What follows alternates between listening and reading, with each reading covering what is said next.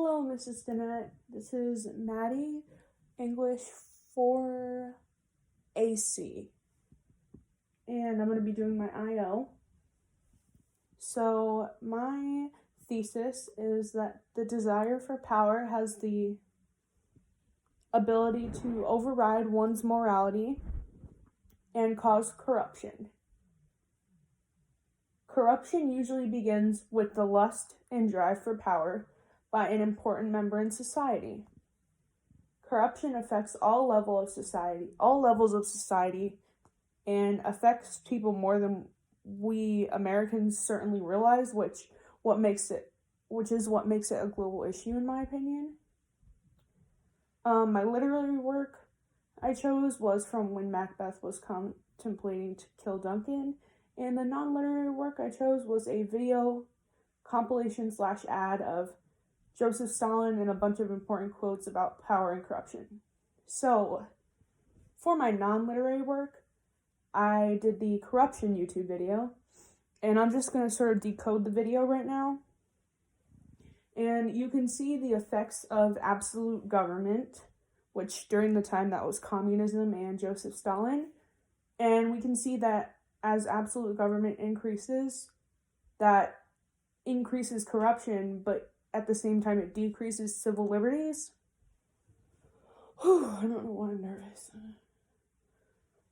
And I noted that Stalin's rise to power is very similar to Macbeth's, in the fact that Stalin came to power once Lenin died, and he came to power by violence and destruction against those who didn't want him to come to power, so his opposers. Macbeth came to power by the murder of King Duncan, in which he committed the murder. So their rise to power was actually very similar.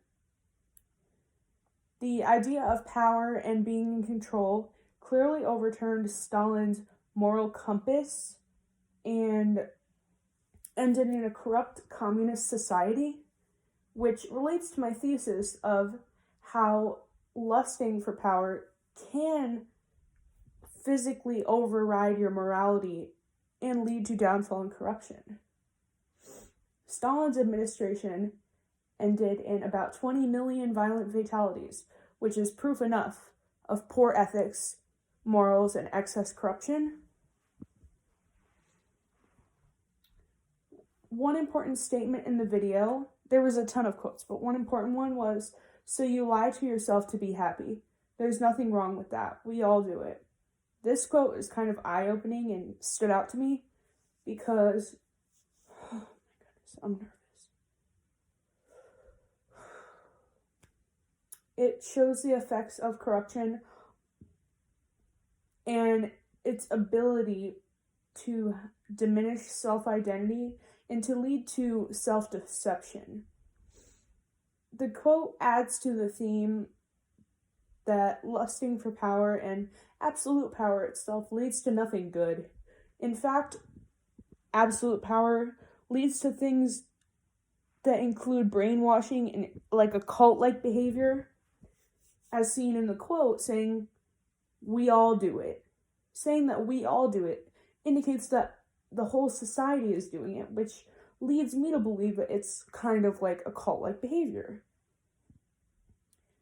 So that is it for my non-literary work. Okay, now for my literary work. We are at the part where, in Act 1, Macbeth is contemplating the pros and cons of killing Duncan to be Thane or king. Okay. In Macbeth readily displays his desire for total control and total power. Macbeth begins his soliloquy by assuring himself that killing Duncan should be done quickly, and since Macbeth is so important in his opinion, there should be no repercussions for his actions. Macbeth says that killing Duncan would be the end-all be-all, and it would end all of his constant worries about becoming his successor. So he's saying that basically he would murder Duncan to become Duncan. He would murder Duncan not because he wanted Duncan to die, but because he wanted to be king. Macbeth truly does not think Duncan deserves to die, which he says, and we can see that. Strong both. So he says that Duncan is a virtuous and kind king and that he doesn't deserve to die. However, Macbeth's ambition and lust for power is driving him to murder Duncan. All Macbeth has to keep him going is the notion that he could have absolute power, easily and quickly, in his opinion, by just simply killing King Duncan. Sorry, I just misread something. The soliloquy in Macbeth shows that indeed Macbeth's power and desires did have the ability to overtake his morality and override his psyche. He knew it was morally wrong to kill Duncan, but instead of being a just and righteous human, he killed Duncan to satisfy his own lust and desire for control and power. Just like one of the quotes mentioned in the video, they have the power to kill us arbitrarily. That was the quote from the video. That is exactly what happened here. Macbeth realized that he had the power to kill Duncan, and it was rather arbitrarily, like nonsensical, to us at least.